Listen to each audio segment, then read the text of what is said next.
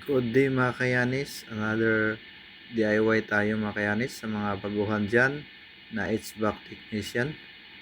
So mayroon tayo ditong actuator valve. Ito yung mga ginagamit namin sa mga chilled water.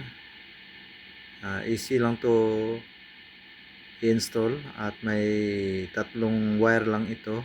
So yung neutral blue at saka yung close niya is brown and open niya yung black.